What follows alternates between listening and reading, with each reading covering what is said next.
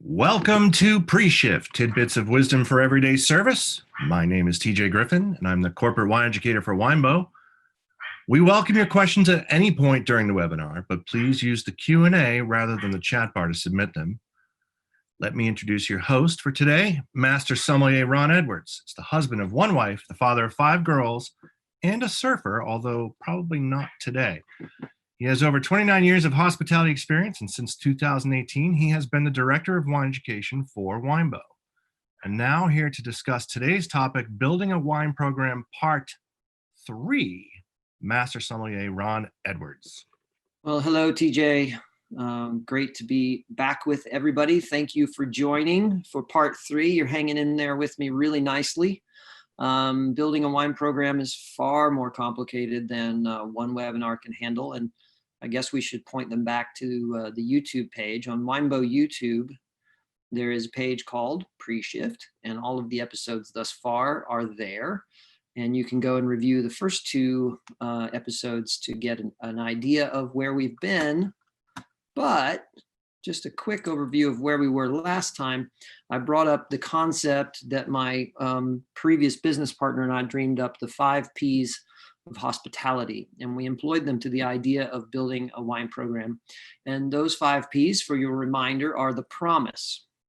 The promise is what your guests think they're supposed to get before they show up.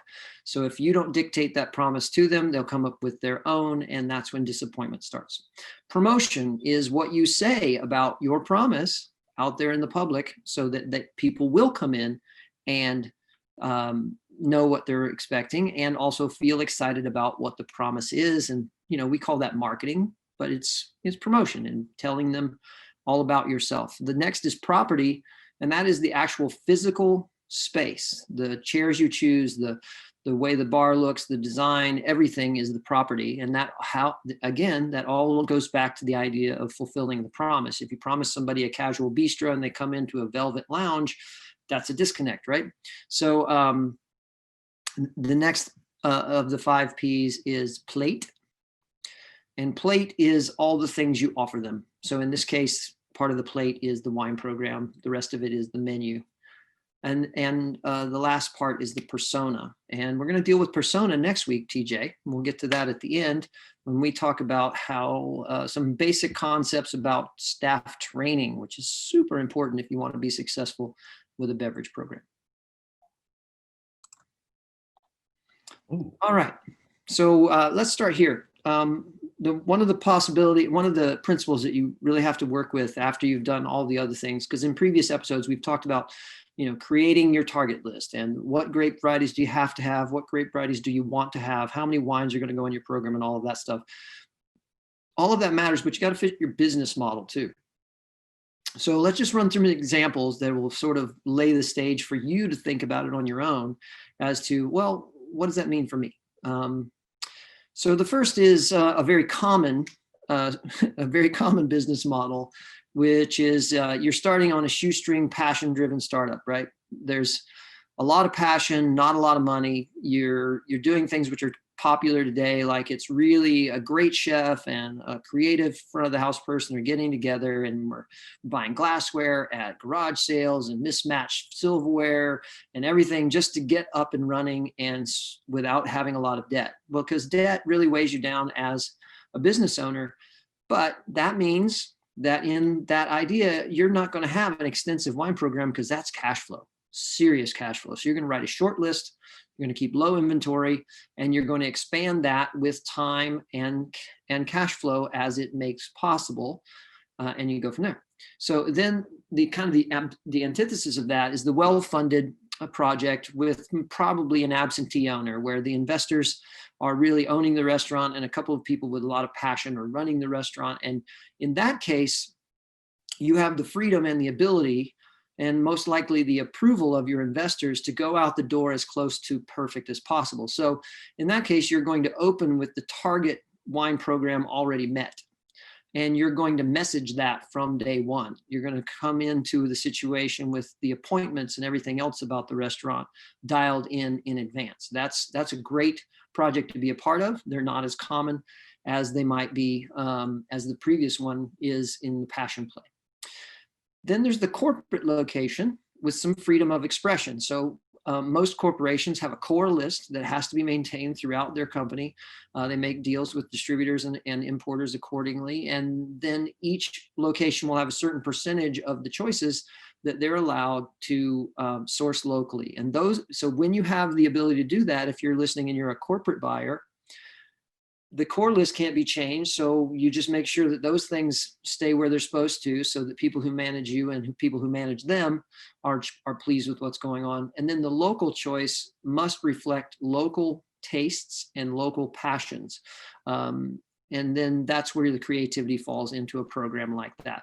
Corporate core list doesn't necessarily mean bad. I've seen some really good corporate core lists, but your freedom of expression there is going to be limited. TJ, those three making sense to you so far? Yeah, I've worked at a couple of those. Yeah, which two? 1 and 3. I was never the well-funded project of the absentee owner, unfortunately. It sounds like maybe the most fun of the first 3 here. Those are pretty rare. All right, so let's look at 3 more examples, and then we'll move on to the next topic. The next idea is the casual neighborhood comfort business model, right? So the idea is that we want to attract people who live near us. We want them to feel comfortable coming more often than once a month. You know, we want them to feel like this is an everyday stopover for them, whether they come in and have a glass of wine or a beer, or whether they have an appetizer, or whether they come in for a full dinner. Bring your family, don't bring your family. Everybody's supposed to be welcome, right? So in that realm, you're going to be wanting to run a short wine list. It needs to be price conscious, and you need to keep your price ranges covered, because price conscious to you and me, TJ, is different than price conscious to somebody else. And so don't sell yourself short by having no wines that have higher price tags on them, but keep it real, right? So you probably aren't going to have 5 wines on a short list over $150 in this restaurant, but you should have a couple that are $100 or over, depending on your marketplace. We don't want to leave money on the table just because we're afraid that people won't buy up. People will buy up, but do it wisely.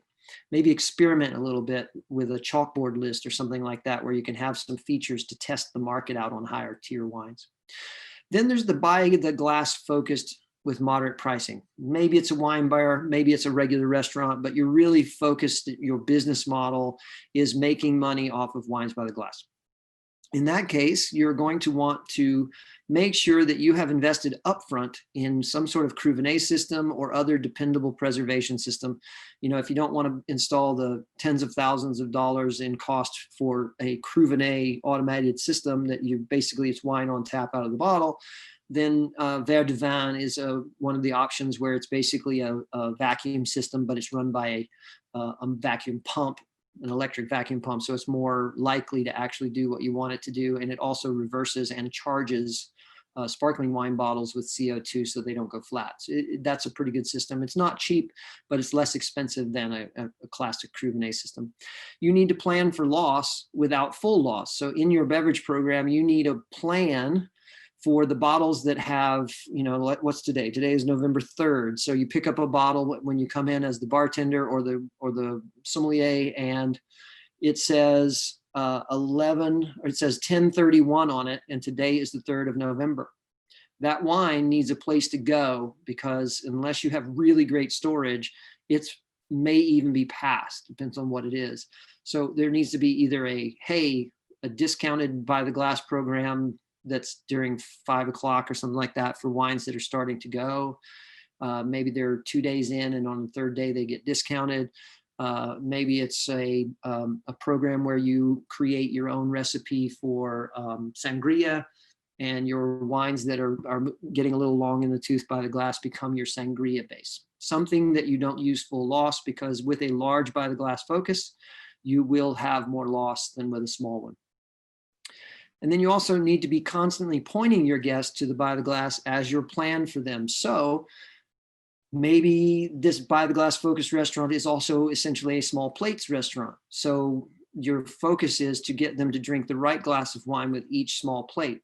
Or you have designed it so that the menu pushes them to try multiple different wines throughout each experience, culinary wise.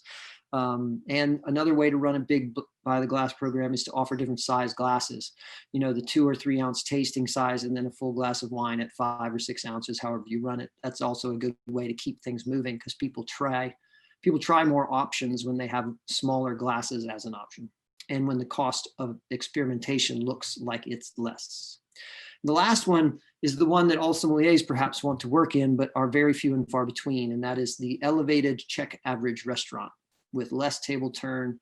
The whole point is elegant service and a larger, longer wine list with more depth, more backdated vintages, a larger swath of the world or the region that the restaurant is focused on.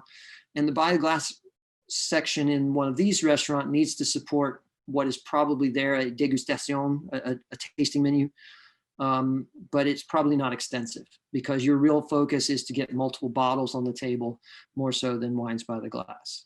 How do you feel about those 3 examples? Those are good. But I have a question. What's that? Because we talked about in the last, and you recapped it for us at the beginning here, we talked about the 5 Ps and the promise of defining who you are. How does the promise align with and or differ from the business model?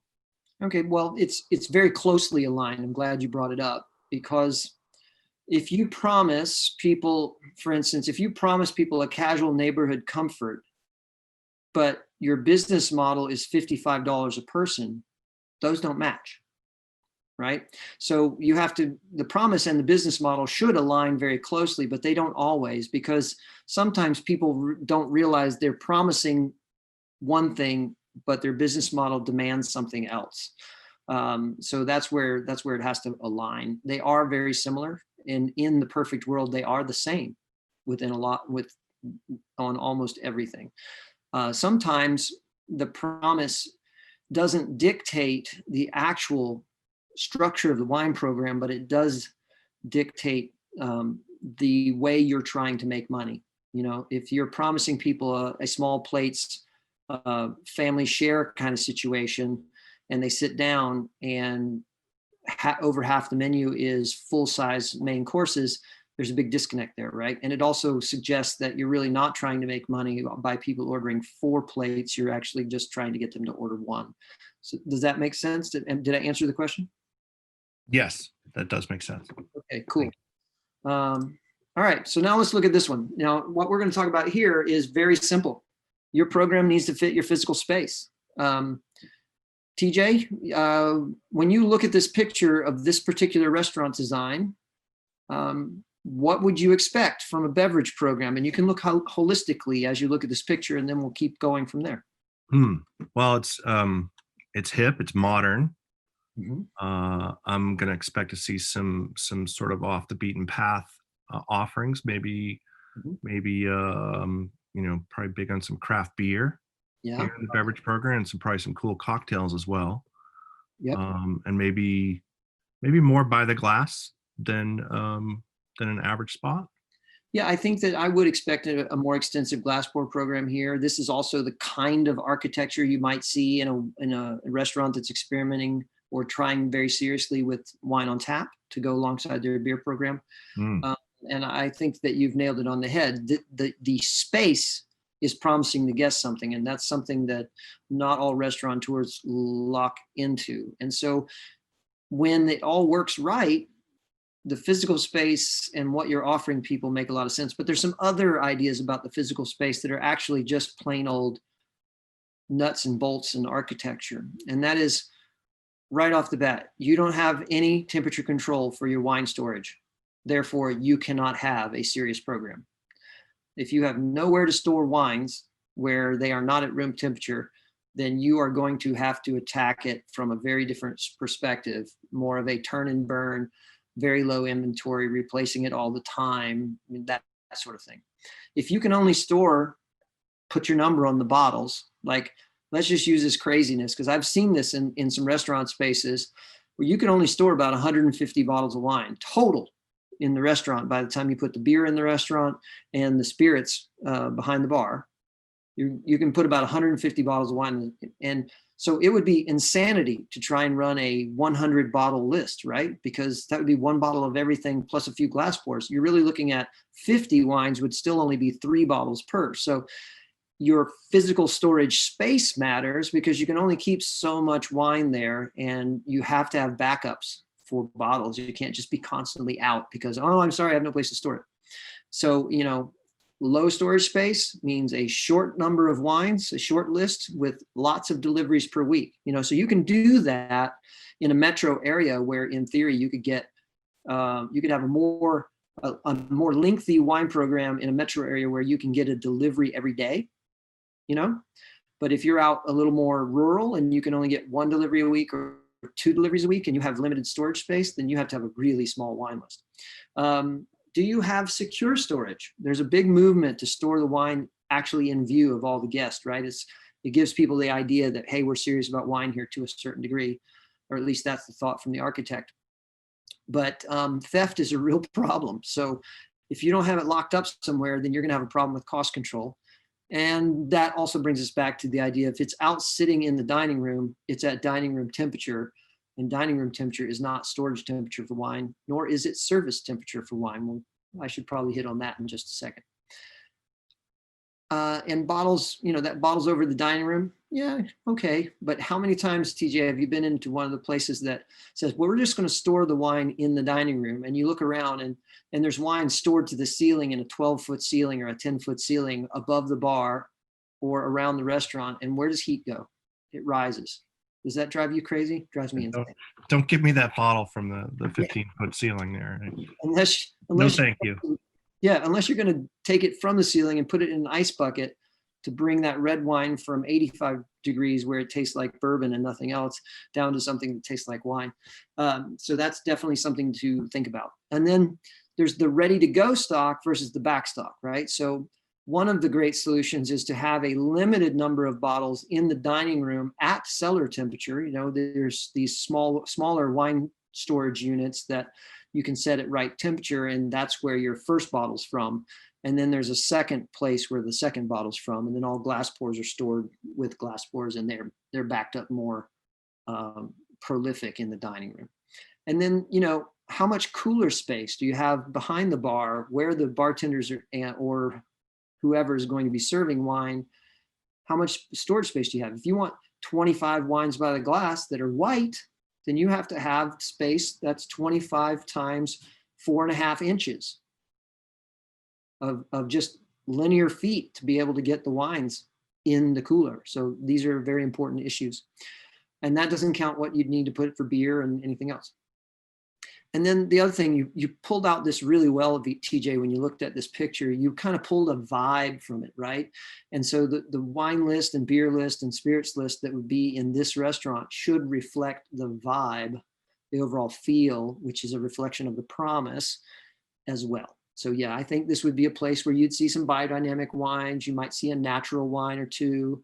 You'd definitely see wines from around the world, I think. And I also think you're right. I think you'd see a lot of wines available by the glass. That's the way the space just sort of feels that way. All right. And I just found this picture randomly. So there you go. Oh, so you've never been there? Nope. And you haven't either, and we probably pegged it perfectly. And so they did a good job with that. All right. So storage matters. So let's just stop and talk about storage for a minute. This is obviously a very elegant picture of temperature controlled, behind the glass, displaying all the fancy wines, getting people all excited about what they're going to drink. And obviously in this particular case, we're looking at the Burgundy section, it appears, which I'm never upset about that. But this is glass enclosed and temperature controlled. But notice that this is a very inefficient storage room because they're not using a bin system. They're using the individual bottle racks.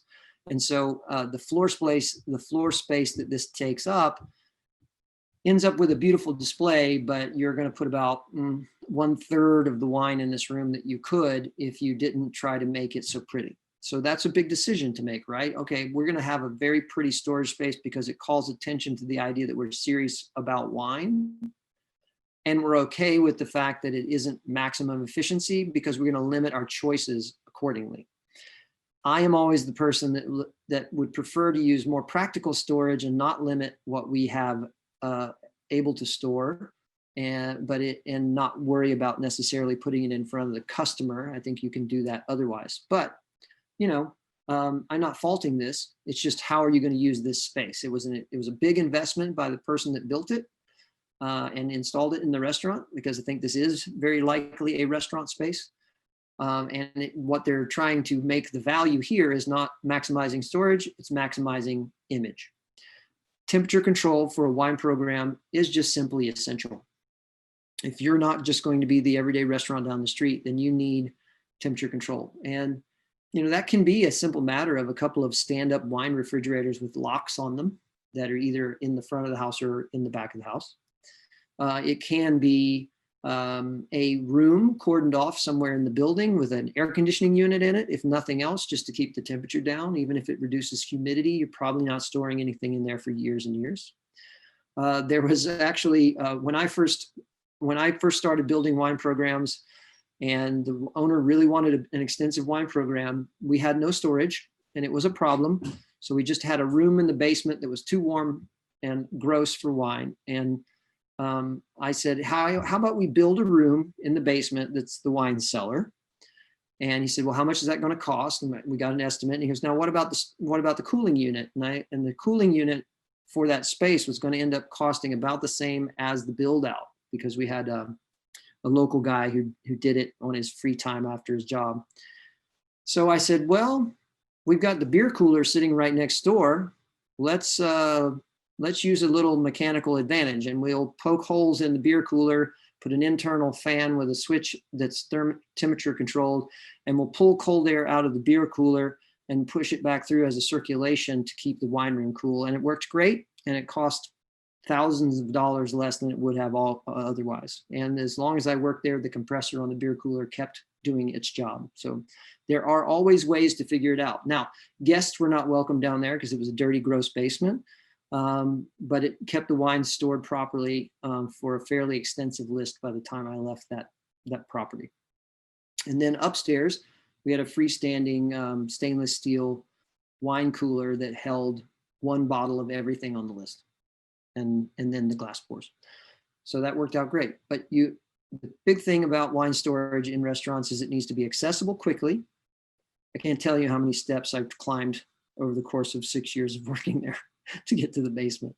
Thousands and thousands. I could go up and down those stairs 20 or 30 times a shift sometimes. It needs to be secure, and it needs to be temperature controlled. This picture makes me a little nervous though, Ron, because I don't see any stickers or anything. This has the potential, unless you have a very well-trained staff, very knowledgeable, to be pulling the wrong bottle and perhaps opening it and serving it. Absolutely. And so what would make me wonder is if on the opposite side, on the bar itself that's holding up the rack, they may have like item codes or something where the guests can't see them. That is a big deal. And I'm glad you brought it up, because labeling your wines makes a big difference, because it's only one word on a label, and you could be going from $65 to $165. As I have made that mistake before. And when I was gone out of the restaurant, somebody sold something that they thought was the $70 bottle of wine. It was the $270 bottle of wine. So labeling is very key. One restaurant that I had an extensive wine program, I used UPC codes that I created using a program and stuck them on all the bottles. And if you took a bottle out of inventory, you had to scan it, and it would tell you what it is, just in case you were wrong. It would show up on the computer. All the others, I ended up with just simple bin number systems, and then the people putting the stock away were required to make sure that the bin numbers were written on like sticky dots, like you'd put on a file folder and stuck on the end. There was another system I used, the pricing guns that they used to use in grocery stores before UPC codes came on everything. Sure. I had a pricing gun sticker, and I would type in the item code from the wine list, stick it on the end of the bottle, put it on the shelf. That was the most efficient of all of them as far as speed. But it's certainly antiquated now. You can tell that was a long time ago. Price stickers in a grocery store? What are you talking about, Ron? Yes, I'm older than I look, maybe. All right. So accessories, very, very important. Other than storage, when you get to this point of the wine program, You've decided how many wines you want. You've matched up to the promise. You've considered your property. Now you have to consider somewhere in this mess, you've got to decide on the things that you're going to use to serve wine. And so, yes, glassware is an important thing. We'll get that in a second. But you can't serve sparkling wine, for instance, without a way to keep it cold. And I already talked in a previous thing that I'm a huge fan of ice buckets and stands, even in casual restaurants, because you don't have to leave anything on the table, and they just work the best.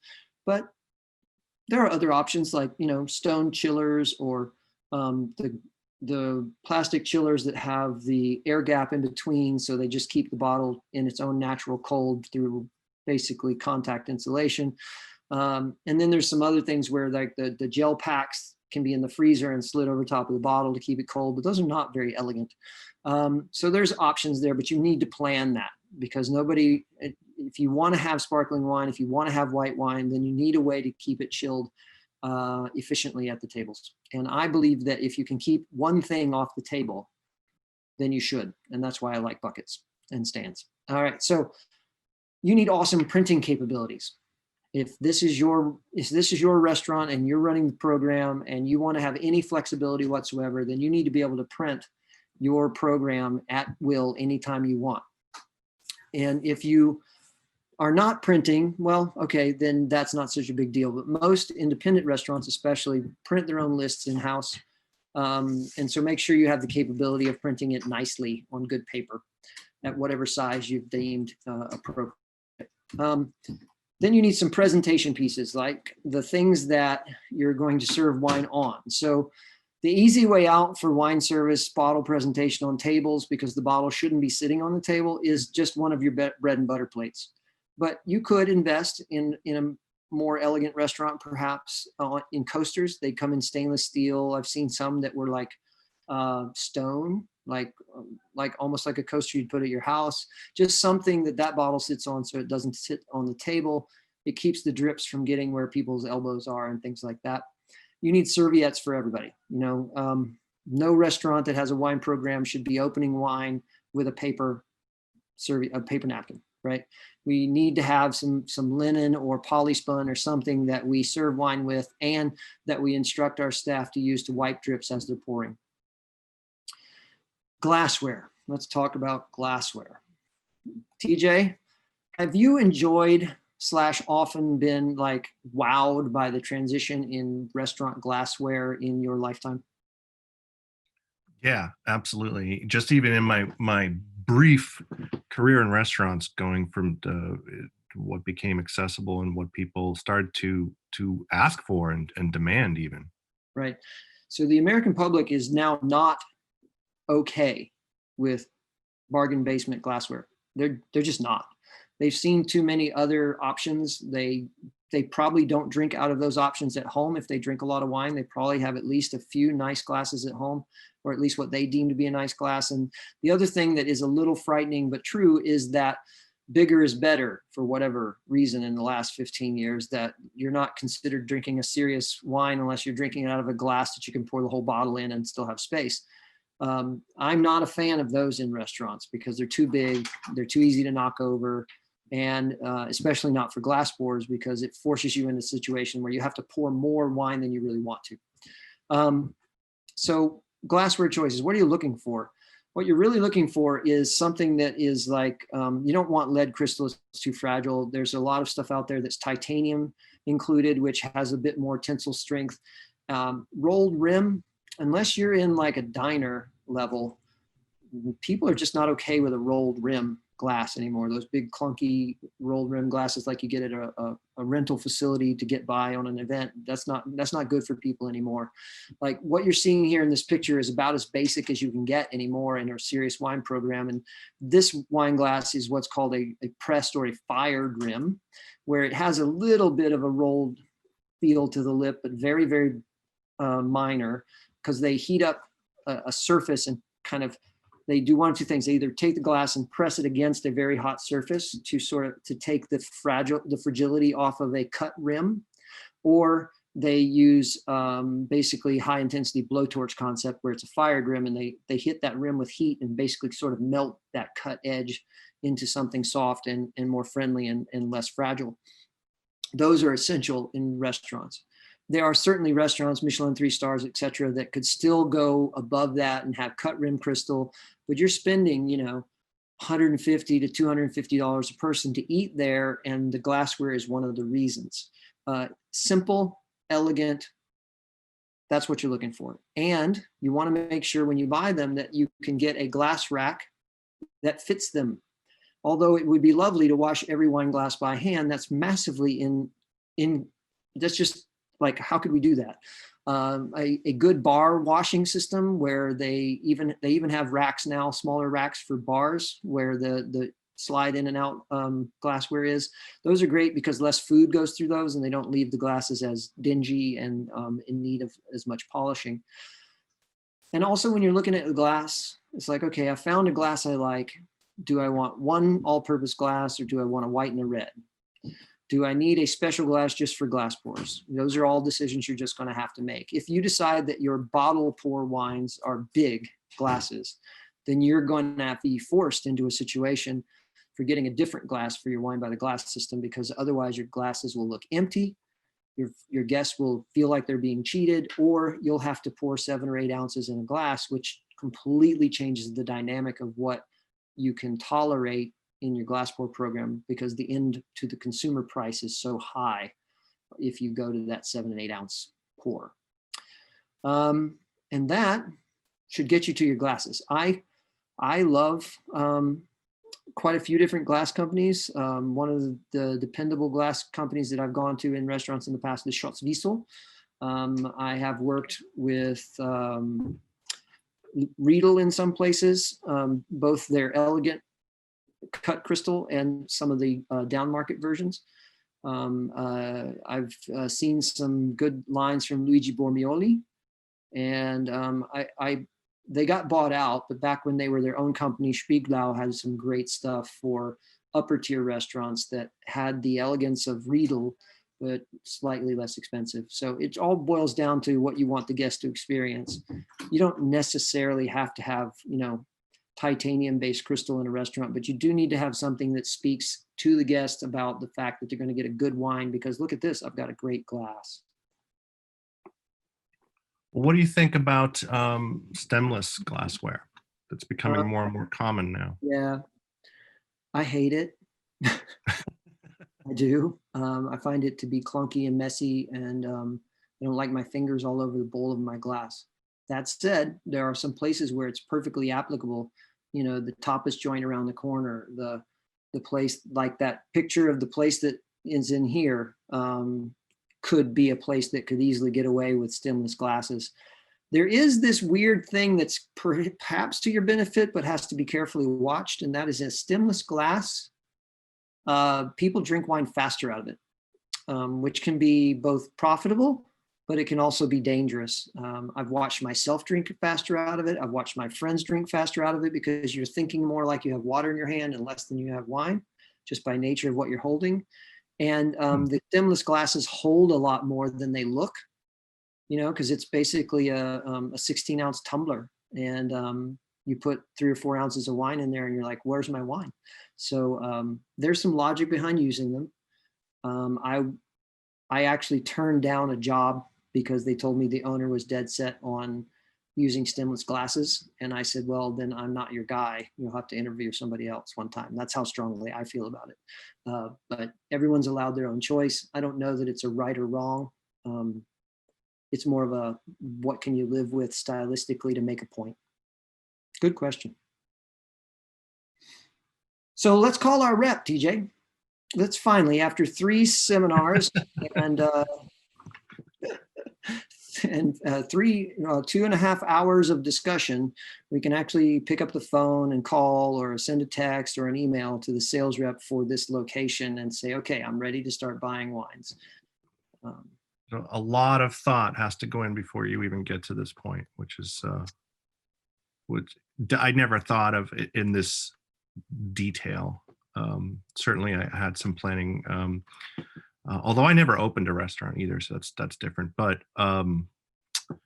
yeah, I mean, I think a lot of people, at least when they're starting off, thinks that the call your rep step comes a lot earlier. Yeah. Um, Most people call your rep step is like the first thing they do. mhm. And honestly, that just adds confusion to the process because you start tasting wines too early. You fall in love with something that doesn't fit the program. You shoehorn it in, or you you're talked into a loyalty level with a particular distributor before you know fully what you want to offer, and then you're stuck in sort of a corner of, wow, I really would like these 10 wines, but I've already made this deal with distributor and I can't offer that distributor enough placements on the list to do business with them. So as much as we're distributors and we really want people to have great conversations with us, I advise people to do your homework first, and then establish a great relationship with your rep by knowing what you want, what you're looking for, and you can respect their time and their efforts more completely, and it makes it a much more synergy kind of situation rather than a take where the distributor is doing all the giving. So now you're going to cover for the next half hour about how to discuss things with your rep, or what? How does that work? Well, I think we should talk about that in the future, but I'm kind of tired of this subject for the moment. Because yes, you should be there. I think that's what we'll do after this one. So we've now written a wine program. We are starting to buy for it. We have a staff that may or may not know anything about wine. So let's talk about strategies for training staff so that they are your sales force. Even if you're the sommelier on the floor, even if you're doing a lot of the selling, you can never replace a successful selling staff with one person. So you should be the gravy as the person buying the wine, and they should be the day-to-day constant selling with confidence kind of group. And that can only happen through successful training. So that in 2 weeks, at the same time, we have undergone our clock changing if you're in one of those areas. So 2 weeks, 3 p.m., the sun's starting to set earlier and earlier, training your staff. So thank you very much for everyone attending, and stay safe, and we'll see you in a couple of weeks.